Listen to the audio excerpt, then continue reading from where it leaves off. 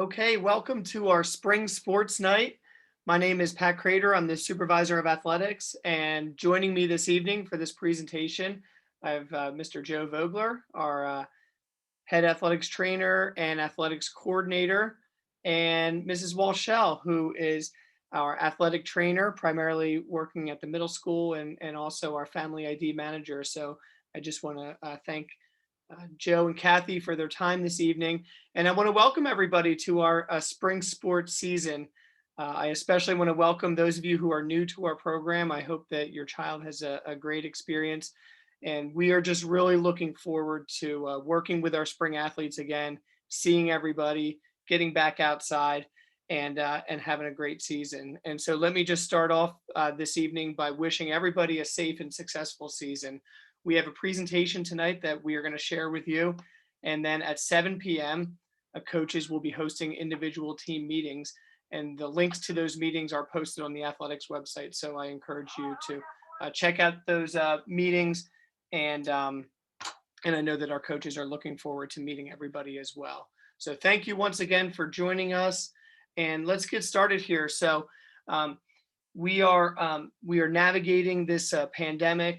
We are also looking forward to having opportunities for our kids to be together and to be well and to play and compete. And so the health and safety of our athletes is certainly what is most important. And we have a very strong health and safety plan that we will be following this season. Our athletic trainers will talk a little bit more about that plan in a few slides. But I do want to start off this evening by talking about a couple possibilities. We are still a month away from the start of the season. So as everybody knows, a lot can change in a month. And so as you see on this slide here, there is a potential that our teams will be playing a local schedule only, a league only schedule with the Chestmont League, the 13 schools here in Chester County, one in Delaware County as well. And so the league is voting on that. We're going to be evaluating what's best for all schools in the Chestmont League. But I do want to share with everybody that there is a possibility that we'll be playing a local schedule only. Additionally, for the middle school, there is some talk about pushing the middle school season back a few weeks, really in the interest of making sure that our athletes have an opportunity to play games. The idea is that perhaps in the month of May would be the best time for middle schools to be for all middle schools to be ready to go to be able to build a game schedule. So really, from a viability of scheduling standpoint, there is a chance that middle school sports could be delayed. Our plan here at Unionville Chadds Ford at Patton Middle School would be for our middle school athletes to still have an opportunity for some sort of clinics in March. We recognize that it's so important for our kids to have something to do after the school hours. Obviously sports are a great outlet. And then for things to become a little more official practices and tryouts in April and games in May. Again, that is not confirmed yet, but I did want to share with everybody the possibilities for the season. So as of now, we would like all of our athletes to be ready to go on March 8th. I do believe that high school will start on time on March 8th. But again, there's a potential for middle school to start a little later and end a little later. Like I said, in just a few slides, our athletic trainers are going to talk a little bit more about our mitigation efforts and our health and safety plan overall. So thank you, Joe and Kathy, once again. Really, though, the message that I want to start off this evening is that in order to have sports during a pandemic and make it a safe and successful season, and those of you who've played fall sports or winter sports have seen this banner. You've heard me talk about this before, but it really takes a village and it takes teamwork in order to pull this off. So we want to start off this evening by really encouraging everybody to be a good teammate.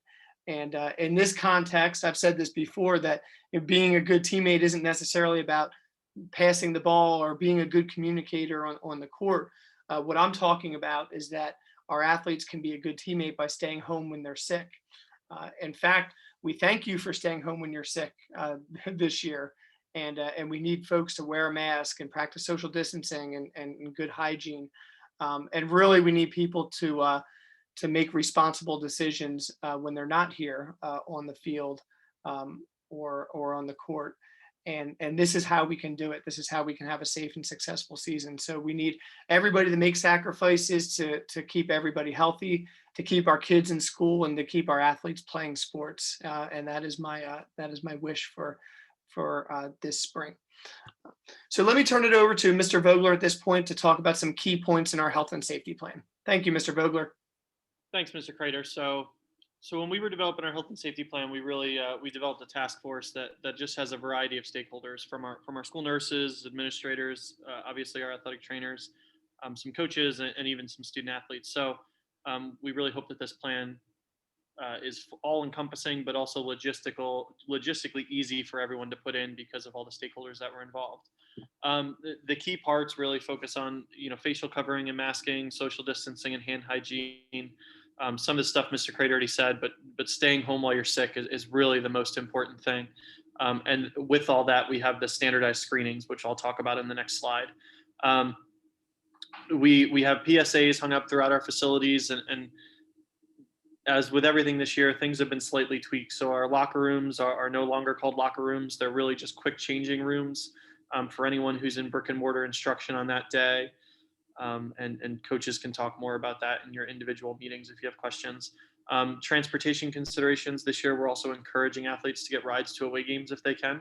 One, from a risk mitigation perspective, but two, to decrease the number of people on buses and ease the load on the capacities of our transportation staff. We're asking everyone brings their own water, just so that we can avoid shared hydration sources.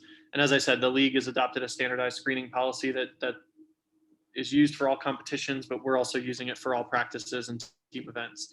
And there will be spectator policies, which your coaches will communicate to you at a later date. So as I said, the standardized screening is really 3 questions. There's a list of symptoms that the Chester County Health Department has defined as Group A and Group B of COVID-19. If you answer yes to this question, you're saying that you either have 1 symptom from Group A or 2 symptoms from Group B, and just stay home. Same thing with question 2. If a household member is developing symptoms, just stay home. And question 3 is really if you've had close contact with anyone who tested positive for COVID-19 or might have COVID-19. So we ask that you read those 3 questions thoroughly each day and give an honest answer. And then if there's any yeses, stay home. You'll be contacted by a member of our athletic training or school nursing staff to kind of determine when you can return. We also ask, it's not a question on the screening, but we are expecting that everyone adheres to the Department of Health's travel order, and that might change. And we ask that you're regularly checking in to make sure if right now all the states are on the travel order, but if states start getting decreased, we ask that you start regularly checking the travel order. Next slide. Okay. So with that, I'll kick it back to Mr. Crater. Yes, thank you, Mr. Vogler, and thanks for all that you're doing to make it happen for our athletes and all the support that you provide to everybody. So at this time, I just want to spend a moment to acknowledge the Unionville Sports Council and their president, Linda Naden, for everything that they do. The Unionville Sports Council is the umbrella organization that supports our booster clubs and allows our booster clubs to better support our athletes. And so I just want to personally thank USC for all they do to support the department, the athletes, again, the booster clubs, and really the umbrella support for the tax prep, the licensing, the registration. It would just be an absolute nightmare for each individual club if they had to do all this on their own without the support from USC. Additionally, the grant money, the Huddle subscription, all of that is very much appreciated. And so if you would like to learn more about the Unionville Sports Council, their information is on our website. You can reach out to Linda Naden as well. And again, I just want to make sure that everybody's familiar with this organization and that everybody knows how much they really do for our program. So once again, thank you to USC. I also want to let everybody know that at the high school, we have a student-led organization. It is called the Unionville Student Athlete Advisory Committee, and we refer to that as USAC. Shannon Garvey, senior multi-sport athlete, is this year's president, And we are proud of our students who are involved with USAC. And we have a great little organization that helps to keep the department healthy and the relationships healthy. As you can see here on this slide, there's good collaboration and the spirit of fostering effective communication between the administration and our athletes. Our athletes give us good feedback and insight, and we work together on department issues. There's relationship building that occurs, community service, fundraising, that type of stuff. And there's also a role for USAC to promote school spirit and school pride. So we thank those who are involved with the Unionville Student Athlete Advisory Committee. Each year, coaches nominate an athlete, one athlete per team, to be part of this committee. If there's a student who would like to be involved in this for next year or future years, certainly reach out to your coach and let them know that this is something that you'd like to be involved in. It is a great organization. And that's just a little bit about USAC. Okay, moving along here. So if you haven't heard the big news, Unionville High School now goes by the Unionville Longhorns. And for those of you who've been following this journey, back in August, on August 24th, the district retired the American Indian mascot and immediately started a committee to select the district's next mascot. And there was a committee of stakeholders, majority students who worked on this. It was just a great experience, and I want to extend my gratitude to everybody who was part of this process, all the people who submitted an idea, all the students who ultimately voted, and the people who worked to put this logo together. And it was just a really great process here. And we have a really cool mascot and a great logo as well. And so really the purpose of this slide is to share the logo with folks and promote what we were calling brand integrity and brand commitment. And we would love for people to use this logo, but we want people to use it the right way as well. When feasible, we'll be transitioning from the old U logo into the Longhorn logo, and we encourage folks to do the same as well. So in order to gain access to these files, which we are absolutely happy to share, for athletics inquiries, you can reach out to Mrs. Jody Weaver in the athletics office. And for non-athletics inquiries, you can reach out to Pat Clark up in the main office. And again, we are happy to share these logos, and we would like to see them all over campus in time. So again, thanks to everybody who was part of this process as well. All right, moving along here. So this is something that at this point, I hope is familiar to folks, especially our athletes. The values that are shown on this slide here are our department's values and standards. Really, a couple years ago, we worked closely with the committee to build our program's values and standards. And now we're challenging everybody to live and play by these values and standards each day. And again, a lot of work went into this. There were surveys and conversations and debate to come up with these values and standards. And I really think that they've made a big difference in our program over the past few years. So this is something that you can find on our website. It's also part of the Family ID registration as well. Everybody is supposed to acknowledge that they read our values and standards, and our coaches are doing some nice things to incorporate the values and standards into their programs as well. So we look forward to these values and standards over time becoming more and more part of our program, as we think that they're very, very important to the success of our program. To promote our values and standards and really to hold us all accountable, we have formed a committee called the Values Ambassadors. And the vision for this committee, the mission for this committee is to foster a habit of thought in our community that reflects our values and standards. And really a habit of thought is actions and behaviors of what we do without even thinking about it. For example, when someone holds the door open for me, I say thank you. I don't even think about it. I just say thank you. It's a habit of thought for me. So let's take respect, an important value of ours. A habit of thought should be that we treat everybody and everything with value and high regard without question. Shouldn't even be a question that that's how we treat people, and it's how we live our lives. And we hope that you will join us in promoting a habit of thought that reflects our values and standards while you're a part of this program. And then certainly beyond life at Patton Middle School and Unionville High School as well. So we are very proud of our values and standards, and they're very much an important part of our program as well.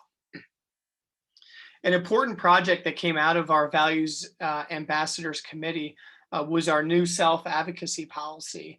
And this policy is supported by several of our values and standards that were on the 2 slides ago. And we really think that this is something that'll help make our program healthier and give our athletes some valuable tools for life after high school. Certainly self-advocacy is something that's important. And we think that we can use athletics to teach good self-advocacy lessons so that our athletes can be prepared beyond high school. And that just goes back to the whole point that our program is much deeper than just what happens on the field or what the scoreboard says. We have a deep belief in the higher purpose of sports and what our program can offer to athletes. And this is just one example.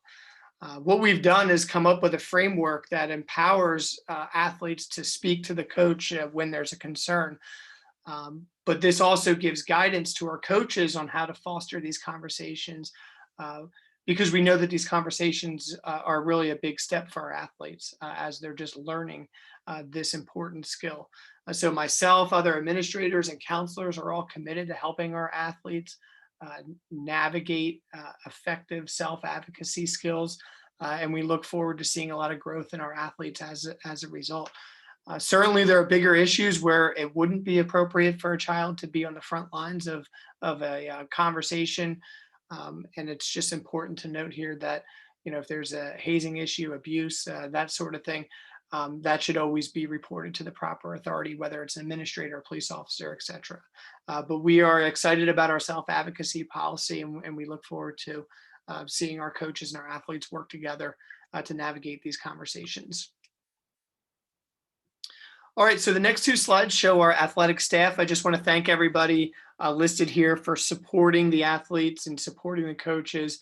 I've said this and I say this all the time, and in these fall sports meetings and spring sports meetings, that I really believe that we have the best team around.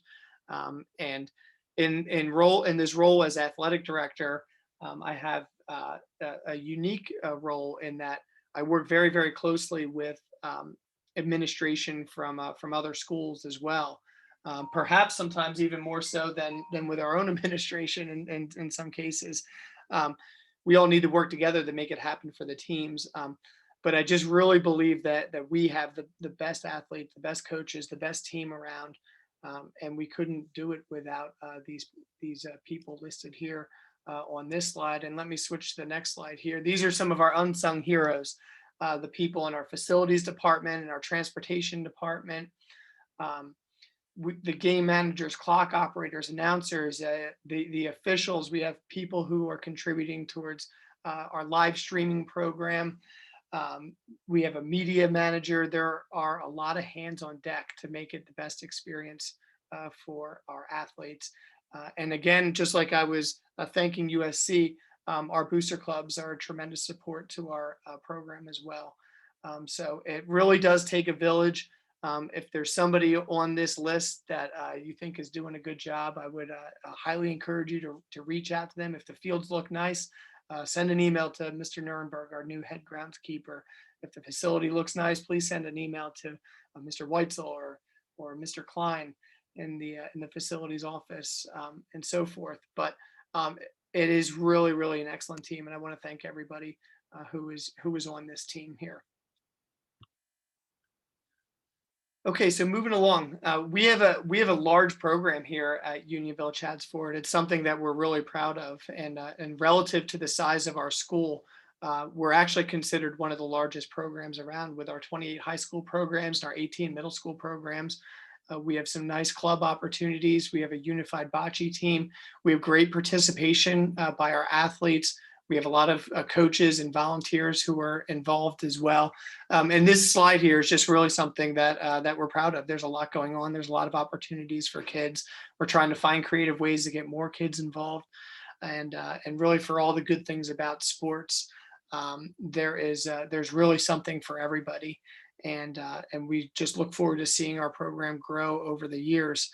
But again, relative to the size of our school, we have a large program and a lot of opportunities for kids to be involved, and it's something that we're really proud of. Just a quick FYI, our teams do compete in our high school teams compete in the American division of the Chestmont League. Patton Middle School competes in the Chestmont Middle School League. And for postseason purposes, the state is divided into 12 districts. For postseason, I'm referring to high school.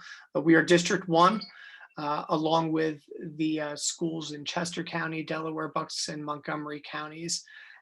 We're a member of the PIAA, which is the governing organization that provides the bylaws and the constitution for the rules that we follow. And they are also the organization that sponsors the state playoffs. Okay, so on this slide is just a list of the PIAA interscholastic sports that we sponsor at Unionville High School. And again, as you can see, we have a lot of nice opportunities for all types of students to be involved. If I move on to the next slide here, this is a list of PIAA interscholastic sports for our middle school programs. And then on this slide, we have a rowing club team.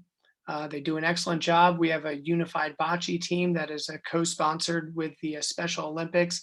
And then we also have some middle school extracurricular athletic opportunities, the 6th grade running club, and the newly formed middle school winter track and field training program. So in the next few slides, I want to highlight a few sections of our athletics handbook. This handbook is also can be found on the athletics website. And just like the values and standards, the handbook is also a part of the Family ID registration. And we do ask people to acknowledge that they've looked over the handbook and that they understand the rules that are in place. Certainly reach out if you have any questions. Again, I just want to encourage everybody to have a good understanding. The handbook is comprehensive, but the following slides are really intended just to show some of the more popular sections of the handbook. So with that said, let me move along here. We actually have a standard in our values and standards that states that athletes shall honor the commitment that they've made to the team. And that is an important standard that we have. And that is what this section is all about. If an athlete decides to participate on the team, attendance at practice and games are an expectation. This year, the expectation, it still exists, but it actually looks a little different because we also need to be understanding that we're going to need to be flexible because of the pandemic and the challenges of hybrid learning. And additionally, we need athletes to stay home when they're sick this year. But that's how you can honor the commitment that you've made to the team, by staying home when you're sick this year. But really, this section of the handbook is all about honoring the commitment that we need our athletes to make to the team. And coaches will share more about schedules and expectations, but honoring the commitment that to the team is something that is important to us. Okay, so regarding attendance, tardies, early dismissals, absences, athletes need to be logged in or in school depending on their situation. We have some flexibility for lateness, as you can see here on this slide, and excuse absences. But really, the best practice is that our athletes need to be in school if they want to participate, and that's the easiest way to be eligible. And so we understand that there are circumstances that come up throughout a season. If anybody has a question about the attendance policy, they can look at the athletics handbook. Things are slightly modified this season because of the hybrid learning schedule. But again, I'll just emphasize that our athletes need to be in school, and they need to be in school on time in order to participate, and in those circumstances that require flexibility. Folks can check out this handbook and or reach out to the office, reach out to a coach as well. But we want to make sure that our athletes are in school and have the opportunity to be on the field as well. This section is important. It's about communicating concerns. I talked about this earlier in the self-advocacy section. Please take a look at this section in the handbook and on this slide. certainly. Our Values Ambassadors Committee, like I said, we did take a good look at this section. And we put a lot of thought into this section when we reviewed it. We had some great collaboration between athletes and coaches and administrators. We had parents and members of the school board who were working on this section of our handbook and our self-advocacy policy. And we're really confident that we have a good process here should there be a situation where there's a question or a concern. Again, in the spirit of self-advocacy, we would like our student athletes to take ownership in these conversations, but we also want to remind everybody that there is support for these athletes to have these conversations, a trusted adult, a counselor, myself. We are totally committed to the self-advocacy section and the communicating concern section here. And we believe that that it's a good process and that it works as well. So moving along here, this is just a slide. This is a key section that I pulled from the handbook on clarifying playing time and expectations. Clearly, the higher the level, the higher the emphasis becomes on competitiveness. You know, when you're in the middle school or a solely a freshman team, you know, a lot of that is about skill development. You know, we can't guarantee equal playing time, but we do like to try to get everybody on the field in those middle school and freshman level games. The purpose of JV really is, in addition to having fun and being part of a team and all the good things about sports, but in terms from a competitive standpoint, the purpose of JV is to get athletes ready for varsity. And then varsity is the most competitive program that we have here at the high school.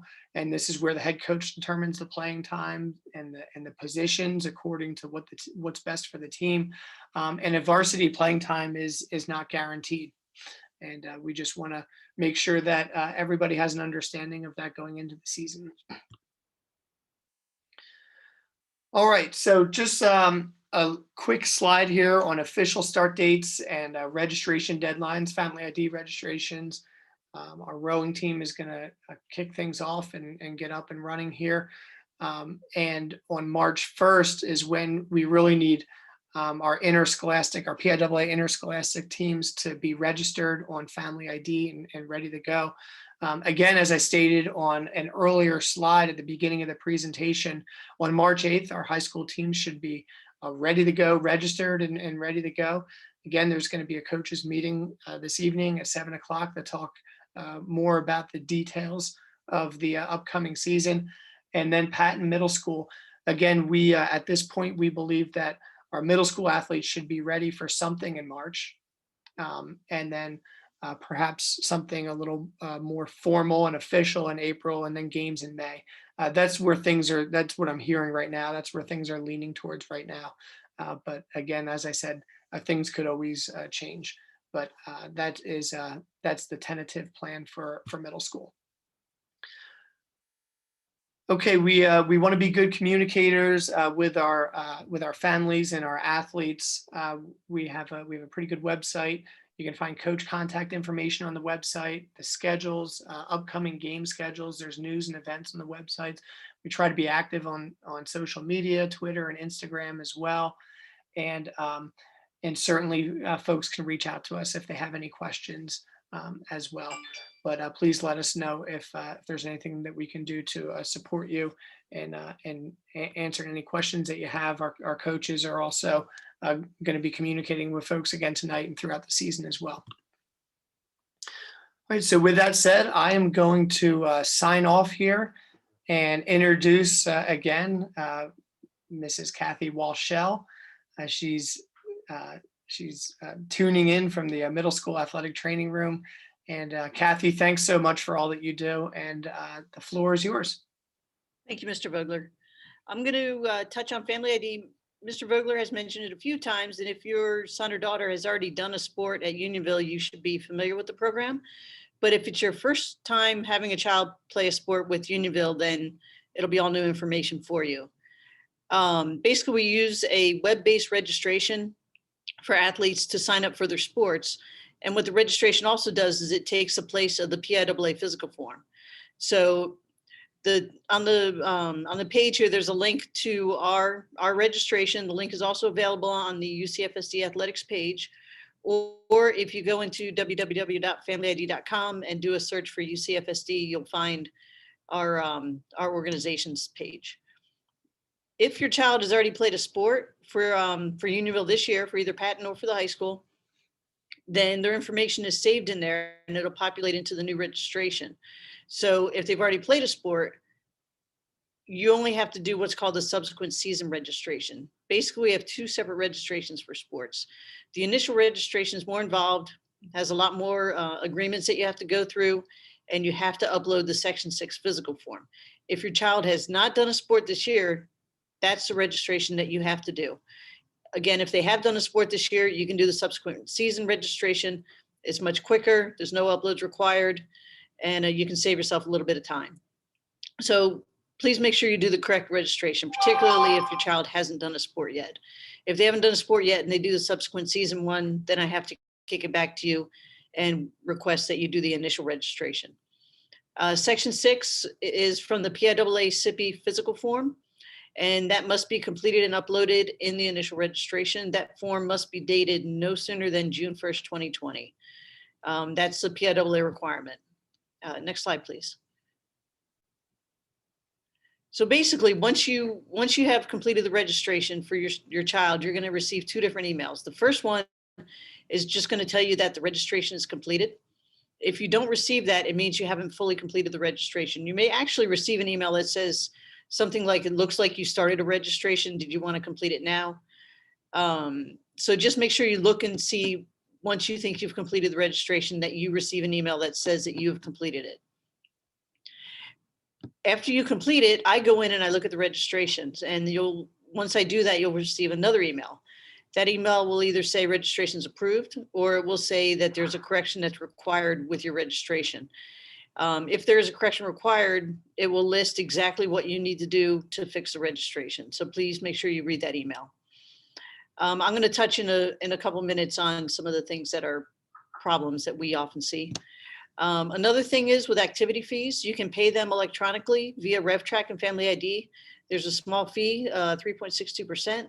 Or if you don't want to pay online, you always have the option of submitting cash or check to the athletics office at UHS or to the main office for Patton athletes. I'm not sure what the fees are, not currently set at zero. That's from a previous, the previous seasons. Filming that we did prior to winter sports when we weren't sure what the fees were going to be. So you'll see the fee on there. And if you have any questions, just feel free to email me at kwalshell@ucfsd.net. Next slide, please. So some common mistakes that we see, and these are the most common things by far that I have to say that the registration is not approved and needs a correction. The first is that the physical is not dated. That is probably the most common thing. And then if it's not signed by the provider, which does happen, and then if it's dated before June 1st, or if they don't check off that they're cleared for participation. They may sometimes check off that they're cleared for recommendations for follow-up, in which case we need clearance from the appropriate specialist. So, if they do check that, they're not cleared until they see an orthopedist, make sure you go ahead and schedule the appointment with the orthopedist so that we can make sure they're fully cleared by the time that they start their sport. Next slide, please. So another common mistake is that the registration is submitted without the Section 6 uploaded. What happens is you'll go through the registration, you'll get to a section called physicians where you enter the information regarding your doctor, their name, their address, phone number, et cetera. And there's a spot there where you can upload the Section 6. So that's only, again, on the initial registration. So make sure that you do that when you see that spot. Another common mistake is in the agreement section. If you see the agreement section, there's a spot where it needs to be signed by the parent, and it also needs another spot where it needs to be signed by the student. Make sure that the student is the one signing as the student. Don't just go through and sign for yourself and for the student, signing your name for both. Make sure that the student is looking at the handbook and that they're looking at the cardiac arrest pages and the different requirements that we have, the values and standards and that kind of thing for each of these agreements. Next slide, please. Thank you. I'm going to go ahead and hand this off to Mr. Vogler, who's going to talk about some athletic training procedures. Thanks, Ms. Walshall. So for the sports medicine portion of this presentation, we just want to give an overview of kind of what happens if a student athlete is injured here at UHS or Patton. In reality, if they're injured while here, they'll be evaluated by one of the UCFSD athletic trainers, either Ms. Walshall, myself, or Ms. Schnars. If it's minor, the athlete might get an injury with some tips on things to do at home, or we might just tell the athlete some minor things. If it's a moderate or significant injury, the parents will be contacted. And depending on the severity, they might need to see a physician for clearance. If an athlete does see a physician for clearance, they need a doctor's note. That's probably one of the biggest messages and the biggest flusters in the system is that the way the SIPI, the PIAA physical is set up is that once you see an outside provider, or once you see a physician, we do need a note returning them to athletics. Next slide, please. Some tips that I like to share with our athletes and families is that obviously as athletic trainers, our role is really to be here for the health and safety of the student athletes and to be an advocate for that student safety. So if there's something we can do to help you, reach out and let us know. If there's something we can do, even if it seems minor, let us know and we'll find a solution for you. If you need help talking to a coach about a situation, let us know. We can be advocates with you. One of the things in the early spring that can be an issue is we do have cold weather restrictions that kind of limit outdoor activity unless athletes are wearing proper winter weather. So make sure that you always have the right amount of clothing with you. In a normal year, we would say throw these in your locker just so you know you have them. But this year, throw a hat and gloves. Make sure you have an extra pair of sweatpants in your backpack, your gym bag, your car, whatever, so that you are dressed appropriately. I think one of the biggest things that we can do at home is to encourage healthy habits. That proper rest, nutrition, and sleep are really the best recovery aids that we have. And there's something simple that people can do at home. And oftentimes we see issues because people aren't following these healthy habits at home. And really, as I said, we're an advocate. So reach out to us with any medical conditions, reach out to us with anything we can help. We ask that if you have an extra EpiPen or an inhaler, let us know so that we can have an extra one on hand here in case you need something. Next slide, please.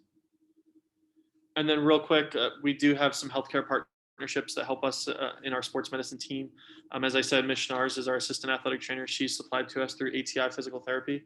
So we do have priority appointments that she can help assist, and really it helps communication with them. Our team supervising physician is Dr. Yuka at Premier Orthopedics. So that's another person who we have a priority appointments with.